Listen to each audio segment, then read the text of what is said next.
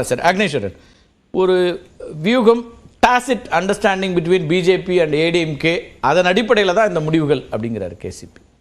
இல்லை, அது அண்ணன் கேசிபி அவர்களுடைய இது அவருடைய வியூகம், அரசியல் வியூகம். ஆனால் ஒட்டுமொத்த அதிமுக கட்சியும், அதாவது இன்றைக்கு முதல் அத்தியாயம் புரட்சித் தலைவர் பொன்மனச்செம்மல் எம்ஜி ராமச்சந்திரன், இரண்டாவது அத்தியாயம் செல்வி ஜெயலலிதா, இன்றைக்கு மூன்றாவது அத்தியாயம் திரு எடப்பாடி பழனிசாமி. கட்சி மட்டுமில்ல, சட்ட பிரச்சனைகள் மட்டுமில்லை, எல்லாவற்றையும் தாண்டி சொல்றாங்களே அண்ணன் ரவீந்திரன் துரைசாமி, அண்ணன் கேசிபி அவர்களும் சொல்றாங்களே அமலாக்கத்துறை. ஏங்க இதெல்லாம் இருக்குன்னு தெரியாதா? தெரிஞ்சுதானங்க கூட்டணி. இல்ல இல்ல அண்ணா அண்ணா நீங்க பேசல நான் பேசுன தப்பா இன்டர்பிரட் பண்ணி இல்ல இல்ல நீங்க சொன்னீங்க தப்பா இன்டர்பிரட் பேசுறீங்க. அக்ரி, நான் தலையிடவே மாட்டேன். நான் யார் பேசினாலும் தலையிட மாட்டேன். இல்ல இல்ல இல்ல இல்ல அமலாக்கத்துறைன்ற வார்த்தையை நீங்க பயன்படுத்துறீங்கல்ல, நான் எப்படி பயன்படுத்தினங்கிறத புரிஞ்சுட்டு பேசுங்க அக்னி. சரி, ஓகே. இப்ப என்னன்னா, என்ன மாதிரி நீங்க இது பண்ணாலும், அதாவது மத்திய அரசின் கீழ் இருக்கக்கூடிய தன்னாட்சி பெற்ற நிறுவனங்கள் செயல்படுறதுக்கும், ஒரு கூட்டணி கட்சி, ஒரு தேர்தல் ஆணையத்தால் அங்கீகரிக்கப்பட்ட கட்சி வருஷத்துக்கு ஒரு பொதுக்குழு 2 செயற்குழு கூட்டணும், அதன் அடிப்படையில் ஒரு ஜனநாயகத்தின் அடிப்படையில் ஒரு கட்சி முடிவெடுக்குது. அப்ப இதுக்கு அண்ணன் கேசிபி சொல்றது மாதிரி வழக்குகளையும் இதையும் அதெல்லாம் இங்க சொல்ல வேண்டிய அவசியம் இல்லை. ரெண்டு அதிமுக வெற்றி பெறும் பல தொகுதிகள்ல சொல்றேன். அதத்தான் இப்ப சொல்ல வரேன். வெற்றி பெறும் பழக்கம் தான் கரெக்ட். பல இடங்களில் அதிமுக கரெக்ட்னா நான் இல்லைங்கள. ஆனால் இங்கதான் ஒரு நண்டு ஏறினா 4 நண்டு பிடிச்சி கீழே இழுக்குதே. அப்ப அதை கட்சியில உள்ள போகக்கூடிய பிரச்சனையை முதல் சால்வ் பண்ணிருக்காங்க. ஒண்ணு. இரண்டாவது, பழனிசாமி இந்த வியூகத்துல வெற்றி பெற்று விடுவார்னு நான் சொல்றேன். பல இடங்கள்ல ஜெயிப்பாங்கன்னு நான் சொல்றேன். உங்களுக்கு அந்த நம்பிக்கை இல்லையா? எதுல? வியூகத்துல எடப்பாடி வெற்றி பெறுவார் அப்படின்னு அவர் சொல்றதா சொல்றாரு. அது மட்டும் இல்ல, வியூகம் மட்டும் இல்ல, செயல்பாட்டிலும் செயற்சிக்கு தானே வந்திருக்கிறாரு. அப்படின்னு சொன்னா உங்களை விட 3 முறை முதலமைச்சராக இருந்த திரு ஓபிஎஸ் அவர்கள் இன்றைக்கு கட்சியில அந்த அளவுக்கு பட முடியல. என்ன காரணம்? அப்ப செயல்லையும் படுறாரு. 1 2 பொதுக்குழு. அண்ணன் கேசிபி அண்ணன் அண்ணன் பேசுனதை நான் பொறுமையா கேட்டேன். நான் பேசுறது தவறா இருந்தா கூட நீங்க திருத்துங்க, நான் திருத்திக்கிறேன். நான் இப்ப என்ன கேட்கிறேன்னா, நீங்க இன்னைக்கு சொல்லக்கூடிய எல்லா பிரச்சனைகளையும் கட்சி அவர்கிட்ட போயிருக்குது. 15 வழக்குகளை அவர் தான் செஞ்சிருக்கிறாரு. எத்தனை வக்காலத்துல சைன் போட்டோம்னு அவருக்கு மட்டும் தான் தெரியும். அப்படி இருக்கிற போது நீங்கள் இந்த நிலைப்பாட்டை பாரதிய ஜனதாவோடு இவங்க சொல்றாங்கல்ல, இப்ப நாளைக்கு சேர்ந்துருவாங்களா? சேர மாட்டான், சேர மாட்டேன்னு சொல்லி பேச்சில மட்டுமில்ல எழுத்துல தீர்மானம் போட்டாச்சு சார். வேற என்ன சார்? இன்னும் என்ன 1000 காட்டினாலும் சரிபடாது. Right sir. நீங்க இப்ப தமிழ்நாட்டில் இருக்கீங்க. தமிழ்நாட்டில் திமுக தான் உங்களோட பொது எதிரி, முதன்மை எதிரி, மாற்று கருத்து இல்ல. ஆனா தேர்தல், நாடாளுமன்ற தேர்தலுங்கும் போது 75% திமுக அட்டாக்னாலும் 25% மத்தியில் இருக்க 9.5 ஆண்டுகால ஆட்சி, இதுவரைக்கும் ஒரே ஒரு விமர்சனம் பிரதமரோ அல்லது ஆட்சி பற்றியோ இன்னும் வரல. அப்ப அந்த கேள்வி சந்தேகம் வரல. இன்னும் மத்தியில் இருக்க பிஜேபி ஒரே ஒரு கருத்தை கூட இதுவரைக்கும் உங்க கூட்டணி தொடர்பா பேசவே இல்லை. நீங்க முடிச்சுக்கிட்டீங்களே தவிர அவங்க சைலண்டா தான் இருக்காங்க. ஒரே அப்படி கிடையாது சார். ஒரே ஒரு பாரதிய ஜனதா கட்சி மாநிலத்து தலைவர் திரு அண்ணாவை பற்றி பேசிய காரணத்தினால தான் என்னாச்சு, கூட்டணியே புட்டுக்கிருச்சு. இப்ப அடுத்து அவர்கள் பேச தொடங்கினால் அதிமுகவும் பேச தொடங்கும். இதுல என்ன இருக்குது? ஆகையினால அது தேர்தல் நேரத்தில் தான் தெரியும். இப்போதைக்கு ஒரு அரசியல் ஜனநாயக கட்சி, அது மத்திய கட்சி, இது மாநில கட்சி, இந்த இதெல்லாம் ஒரு முடிவு எடுத்திருக்கிறாங்க. இவ்வளவுதான். இதை வேற இது பாரு தீர்மானங்கள் நீங்க சொல்லும் போது கூட என்ன சொல்றேன்னா, சார் நம்முடைய குரலார் கோபிநாதன் சார் சொன்னதுதான் மிகவும் கண்டிக்கத்தக்கதா.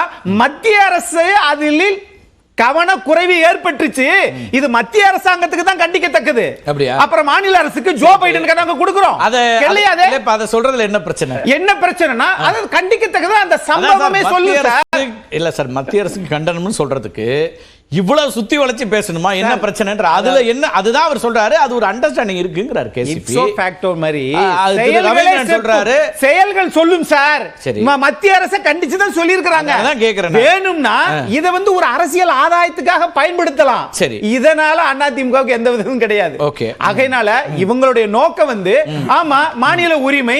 நீங்க மத்தியில நீங்க சொல்றீங்கல்ல, எதிர்க்கட்சி துணைத் தலைவர் எத்தனை முறை 8 கடிதம், அதுல 4 கடிதம் முதல்ல கொடுத்து இரண்டாவது 2 கடிதம் 6 கடிதம் கொடுத்திருக்காங்க. என்னாச்சு? நடவடிக்கை இல்ல.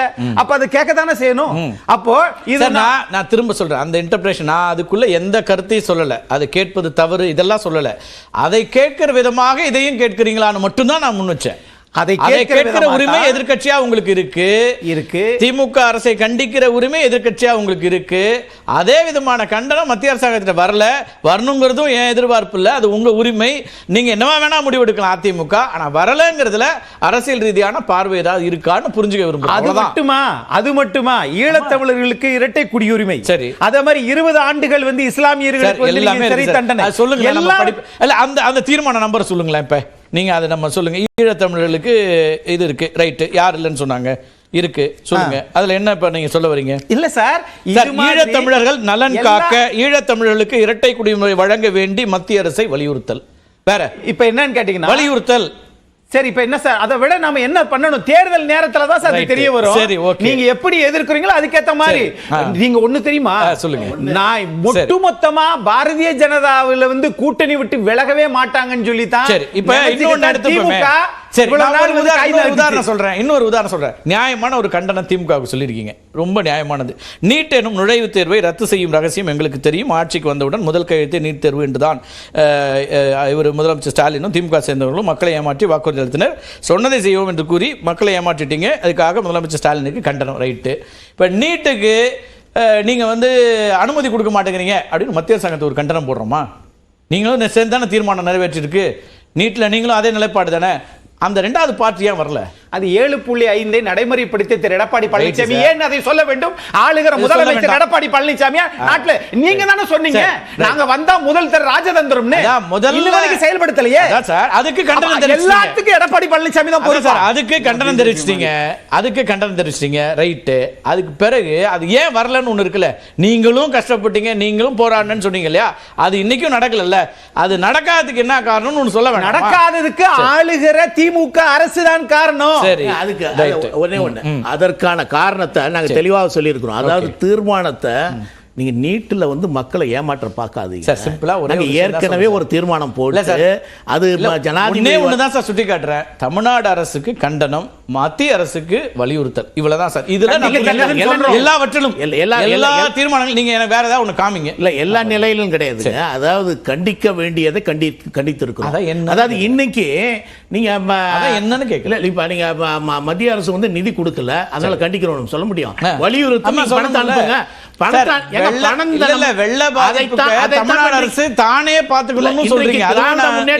செய்த தவறுனாலதான் இன்றைக்கு மக்கள் அவதிக்குள்ளா இருக்காங்க. நீங்க என்னன்னா மத்திய அரசு பணத்தை அனுப்பல, இதுவரைக்கும் அதே மாதிரிதான் நிலைப்பாடு இருக்கிறது. இன்றைக்கு நீங்க பணத்தை அனுப்புங்க, அதனால உங்களை வலியுறுத்துகிறோம், பணத்தை கொடுங்க. நான் உங்களை கண்டிக்கிறோம், நீங்க கண்டிச்சுட்டு போன்னு சொல்லிட்டு போறாங்க. எதுக்கு நம்ம இன்சிஸ்ட் பண்ணணும்? You must give. நீ பணத்தை கொடுக்க வேண்டும், நிதியை கொடுக்க வேண்டும். அவர்கள் முதலமைச்சராக மத்திய அரசாங்கத்தோடு என்ன விதமான போராட்டங்களை அல்லது என்ன விதமான அரசியல் இதெல்லாம் நகர்த்துனாங்கன்னு உங்களுக்கு தெரியும். என்ன விதமான வார்த்தைகளை பயன்படுத்துறாங்க சார். வந்திருக்கிறார் சார், சட்ட போராட்டத்துல முடிச்சு இவரு அதை செய்வார். வெற்றிகள் வர வர கண்டிப்பாக அதை செயல்படுத்துவார். நான் மறுக்கவே இல்லை. திரும்ப நான் சுட்டிக்காட்ட விரும்புறது, வியூகத்துல இப்ப ஒரு தற்காப்புல சரி கொஞ்சம் ஸ்லோ அண்ட் ஸ்டடியா போவோம், வரட்டும்னு வெயிட் பண்றீங்களா? நிச்சயமா கிடையாது. அஃபென்சிவா தான் இருக்கிறோம், ஜெட் வேகத்துல தான் போகிறோம். நிச்சயமாக நடக்குது. இல்ல, மாநில அரசு ஜெட் வேகம் எங்க இருந்துன்னா நமக்கு உட்கட்சியில பிரச்சனைகள் இருந்துச்சு, அந்த தடைகள்லாம் அகண்டுடுச்சு. இனிமே நம்ம ஜெட் வேகத்துல அரசியல் செய்யறோம்ன்ற சொல்றாரு. ஆமா, ஜெட் வேகத்துல இங்க பிஜேபியோட இருக்கக்கூடிய ரிலேஷன்ஷிப் என்னவா இருக்கு திமுகவை எப்படி சொல்லிட்டாரு சார். எப்படி சொல்லிட்டாரு? திமுகவை எப்படி எதிர்க்கிறோமோ அதே வேகத்துல தான் நீங்க பிஜேபியும் எதிர்க்கிறோம். அதனுடைய மக்களுடைய தொண்டர்களுடைய எதிர்பார்ப்ப நீங்க நேரடியா பார்த்திருப்பீங்க. அதுல சொன்ன உடனே எல்லா தொண்டர்களும் என்னன்னா சரியான முடிவை அனைத்து இந்திய அண்ணா திராவிட முன்னேற்ற கழகத்தினுடைய பொதுச் செயலாளர் எடுத்திருக்கிறார். அதை நாங்கள் ஆதரிக்கிறோம் தான்.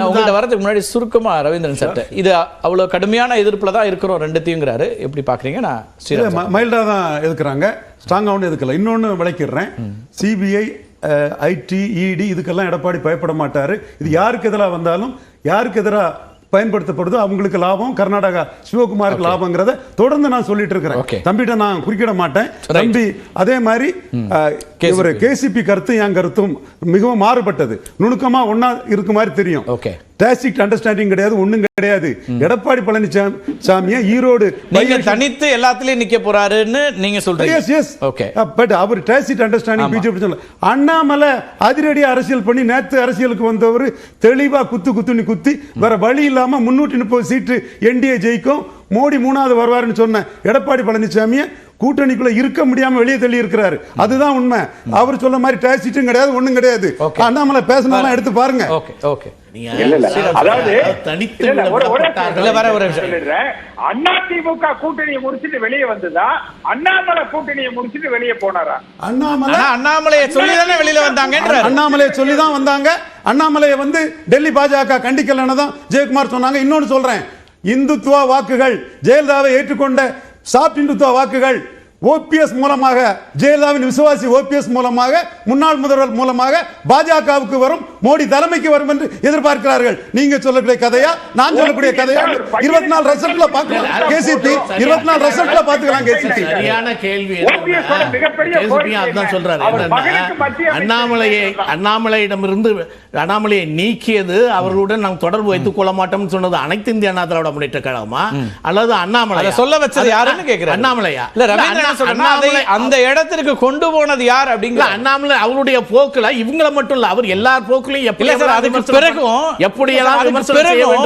அவர் தான் மாநில தலைவர், அவர் தான் இன்னைக்கு எண் யாத்திரை போறாரு, அவருக்கான எல்லா உரிமைகளோட தான் அவர் இருக்கிறாருங்க. வேற என்ன? அப்ப மத்திய பிஜேபி அவருடைய ஸ்டாண்டர்ட் ஆதரிக்கிறாங்கன்றாரு. அப்படி என்று சொன்னா நீங்க என்னைக்கு அன்னைக்கு அண்ணாமலை பேசின உடனே நாங்க அண்ணாமலையினால இந்த கட்சியிலிருந்து விலகுகிறோம் என்று சொல்லிவிட்டோம். அதன் பிறகு அண்ணாமலை எங்கேயாவது ஒரு இடத்துல அதிமுக விமர்சிச்சிருக்காரு. என்ன காரணம்? அப்ப என்ன அர்த்தம், என்ன பொருள்? அப்ப நாங்கள் அவர்களை விலக்கி விட்டோம். எங்களோடு அவர்கள் கூட்டணி, அவர்கள் வேணா துடிக்கலாம். அவரோட கருத்தை கேட்டோம்.